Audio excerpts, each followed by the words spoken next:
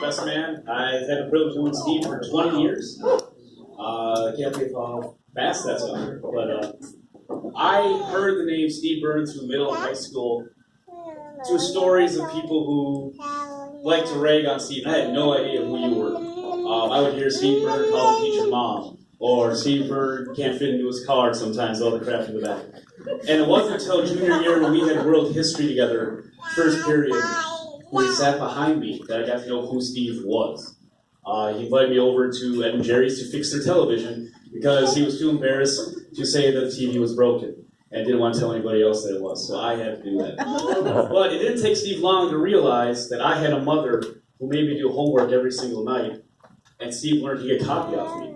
And I would know the night Steve worked really late at Polar because I would get a nice tap on my shoulder saying, "Hey Brownie, can I look at your papers? Or can I look at your homework?" And soon I started to realize that all these interactions we had of you copying me led to one of my greatest friendships is me doing your homework for almost 7 years. Through high school and college, there were many nights of me doing your homework in front of you guys. I will say this, getting you through high school astronomy was probably the hardest thing I ever did. You can ask my mom, we had late night conversations out on the driveway trying to figure out which one was Orion and the Big Dipper, and you were going, "I just see dots." I got him a C+, so I count that as a win. Soon Steve was spending his afternoons at my parents' place before work.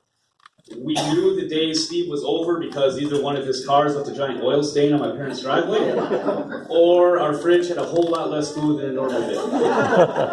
One such instance was I was doing some homework with Steve, and he asked me to make a sandwich. My dad had just recently bought a week's worth of ham, about a pound worth. My dad came home. Steve was putting his shoes on in the foyer. My dad opened up the fridge, and I apologize to the young ears. He said, "Who the hell ate all my ham?" And without skipping a beat, I hear from the foyer, "See you, Brownie," and he bolted out the door. I don't know. My dad looked at me and was like, "What the hell just happened?" And you were gone, so I had to explain what happened. You ate nearly a pound of ham in one sitting. That was a good one. I went away to college in Grand Forks at UND. While I did, we still came in touch. Nothing happened like that. So there's some people we lost touch with, but not him. So I would stay up doing late nights with college papers. He taught me certain things while it's going on back home. We've argued nightly about who had a better hockey team, UND or Minnesota. 8 is still better than 5, UND all the way. So sorry. When I'd come back from college and we would go wild games where Steve would then find new ways not to pay for parking. One would be driving back out the entrance of the green ramp, making sure no one was there. He would also select a new ticket at the entrance and make sure that he'd give it to the ticket taker at the end and lie about that he just pulled into the parking ramp. It was an occurrence all the time. There are many, many more of those, so I'll be happy to share those at any point you want to do it. We would also coach baseball in the summer. I was the brains for the drums. We would go golfing, and we also played late night pickup hockey games at Polar Card Arena, where Steve had the, privilege of watching a kid with duct tape wrapped around his ankles, trying to stay upright on the ice, looking like a fool. That was me. I never played hockey growing up, but Steve still invited me. It was actually a really nice thing to do. I was actually pretty careful. You also dropped a hockey net on my foot one of those nights, and then made me walk 10 blocks to the Excel Energy Center the next day because you didn't want to pay for parking. We had to sit by Mancini's and make sure no one from the staff from behind was coming out to see if your truck was there or not. We parked next to the dumpster, which was fine because his ride kind of fit that. Now, this is where things might get a little sad. After college, Steve was lucky enough to be at CSO with Roseville PD. You can see the excitement in his eyes, and he had learned some very valuable skills. But you decided to make a $7 gamble, and Steve, you moved on to Dunbar and Viking Security. While you enjoyed what you were doing, I could see you wanted more, and the state intervened, and you had a chance to move out to Montana.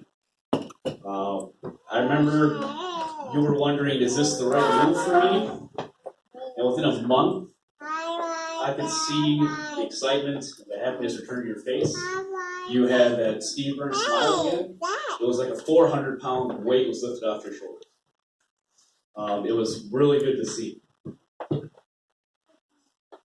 I think that was the best thing you've ever done besides asking for your married. Because you became the man you were always meant to be, and it was a great. It was good to see for you because you were spinning until that happened. It was nice to see. As great as Montana was for you, your confidence, it was when Jim and I were camping in northern Michigan. We heard the call that you received a job at Belfield PD. The excitement in your voice, you finally feel that lifelong dream of always being a cop, the elation that you were telling us all about the interview process. And we really didn't care because I don't care. I'm just glad you got a job. I didn't even hear what questions they asked you. How you answered them. What did he do? But for all the ups and downs, it led you to Belfield. You turned it could easily been just a pit stop into a home. You turned it into a place you lived. You met Bree. You've easily made it your place. You are now the chief of police there. I can say all the ups and downs. $5,007 later was really good.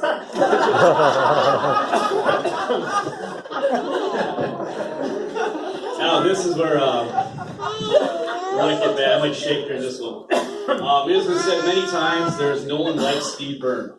I usually call back, thank goodness, because there's only one in this world and I couldn't take another one. But today I'm here to say something else, Steve. It's a shame there are not more people like you in this world. Right? You have the innate ability to see the world not as it is, but as it should be. There's a kindness and sincerity about you that many of us can benefit from. I remember Robbie Corn once calling you Mayberry, since you're a cop in a small town.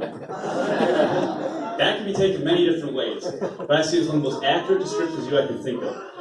You have the innocence, goofiness, and childlike wonder of Barney Fife. Whether you think mountains look like cows for some reason, never got that one, or you're going straight to the apex, picking up 15 miles per hour, trying to pick up a perp, and tripping in a gopher hole and getting it on camera showing photos. But with all that weirdness around you, you still have all the morals and pure altruism of Andy Taylor. You're trustworthy, loyal, and is also one of the most easy people to talk to. You listen, you never judge. No matter who you're around, people benefit from your infectious personality and graciousness. My dad recently put it when we came back from our trip. You can never have a bad time with Steve Byrne. That struck a chord with me because it's absolutely true. I sincerely mean it. I'm a better person every day in my life. One of the best things about Steve and my relationship is we've always told it how it is. There's no sugarcoating. I can't grow facial hair. It's true. Steve's going bald. We say we even talked about by the age of 40, will I have more hair on my face, or will he have hair on top of his head? Judging by how the hairline's going, I think I got this one in the bag. Just to let you know, I shave once a week, and that's still probably too much.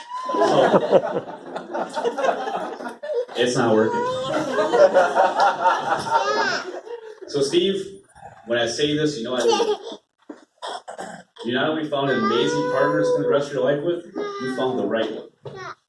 And Bree, you must have the patience of a saint. Because even after a week, we're looking where the heck we're going to bury each other's bodies. And I will tell you this, my father, after a week with Steve Byrne, was wondering if we could dump him in the ocean out the sharks in his bed.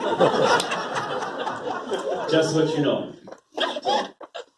I just want to let you know, as things go through here, you're both going on a journey together.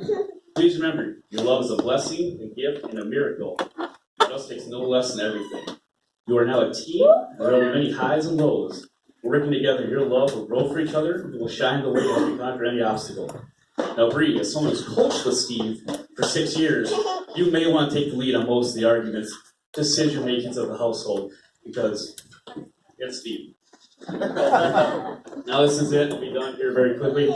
Steve, you and I are nearly polar opposites. I'm extremely introverted. You're extroverted. I pull for UND and the Jets. You pull for the Gophers in the Wild. For some reason, you think Denny Hockey and Stephon Bayou belong to the Minnesota Sports Hall of Fame. That one actually literally caused a fight between Steve and I, which Steve had to break up. It was really bad. I like to grow my hair out, and you Never mind. The list could go on for all of our differences, but you were one of my closest friends, and I love you like a younger brother. We've grown from a kid who thought Axe was a priceless commodity to be the most admirable man I know today. I wish you would bring nothing but happiness for the rest of your lives. As Jackie Wilson once said, let your love keep lifting you higher and higher. Congratulations, you two. I wish you all the best.